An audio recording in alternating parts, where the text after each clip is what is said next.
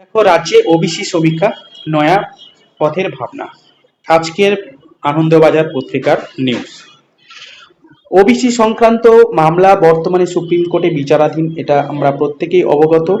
এবং ওবিসি মামলার জন্য সমস্ত ধরনের পরীক্ষা এখন স্টপ রয়েছে এবং ভবিষ্যতে এর কতদূর কবে এগোয়, মানে কত জল গড়ায় আর কি, সেটা কিন্তু দেখার রয়েছে আমাদের। অর্থাৎ এই ওবিসি কেস না মিটলে কিন্তু সমস্ত পরীক্ষা বন্ধ হয়ে আছে। ভবিষ্যৎ কি হবে সেটা বলবে। যাই হোক, আজকে এই নিউজটা দিয়েছে, কি বলতে চাইছে একটু দেখে নিই।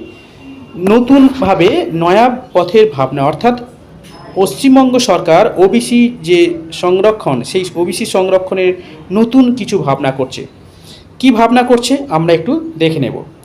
দেখো, রাজ্যের অনগ্রসর শ্রেণীর ওবিসিদের জন্য সংরক্ষণ চালু হয়েছিল এবং যেটা কলকাতা হাইকোর্টের আদালতের নির্দেশে বাতিল হয়ে গেছে। ওবিসি যে শংসাপত্র সেটা বাতিল হয়ে গেছে এবং এই সিদ্ধান্তের বিরুদ্ধে রাজ্য সরকার সুপ্রিম কোর্টে গেছে এটা, এবং সুপ্রিম কোর্টে সেই মামলা বিচারাধীন চলছে, এটা আমরা প্রত্যেকে জানি। তো তার মধ্যে রাজ্য সরকার কি করেছে, রাজ্য সরকার নতুন করে সমীক্ষা চালানোরও নির্দেশ দিয়েছে। অর্থাৎ যারা যারা ওবিসির মধ্যে পড়বে লিগ্যালি, তাদের সমীক্ষা চালানোর জন্য একটা নির্দেশিকা দেওয়া হয়েছে। এবং রাজ্য সরকার কি বলছে দেখো, সূত্রের ইঙ্গিত, রাজ্যে আগামী বিধানসভা নির্বাচনের আগেই আর্থিকভাবে যাতে অনগ্রসর মুসলিমরা যাতে সংরক্ষণের আওতায় আসে, সেদিকে নজর রেখে বিকল্প ভাবতে শুরু করেছে মমতা বন্দ্যোপাধ্যায়ের সরকার। প্রয়োজনে আর্থিকভাবে যারা দুর্বল রয়েছে তাদেরকে শিক্ষা এবং চাকরি ক্ষেত্রে সংরক্ষণ দেওয়া যায় কিনা সে ব্যাপারে চিন্তাভাবনা করছে সরকারি স্তরে।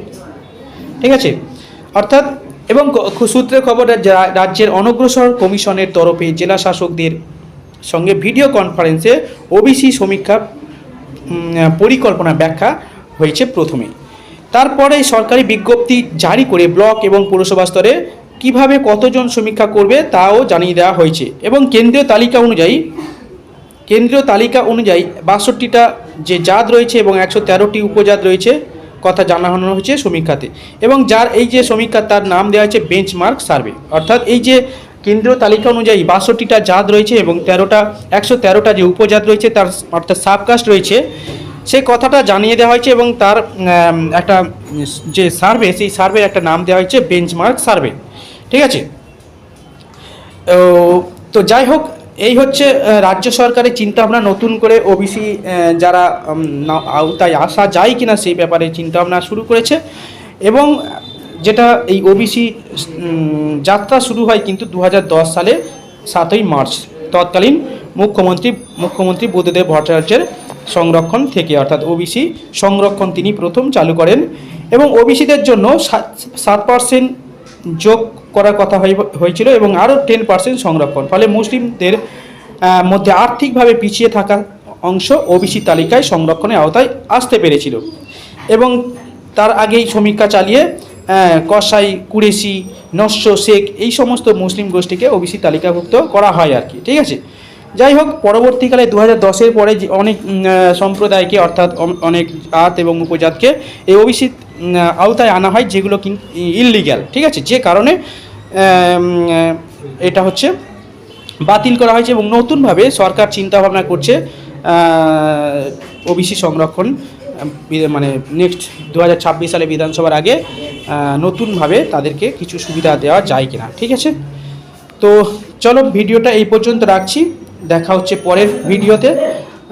যদি ইউজফুল বলে মনে হয়, ইনফরমেটিভ অর্থাৎ চাকরি সংক্রান্ত বিভিন্ন নিউজ এবং প্রিপারেশানের জন্য চ্যানেলটা সাবস্ক্রাইব করে রাখবেন। ওকে।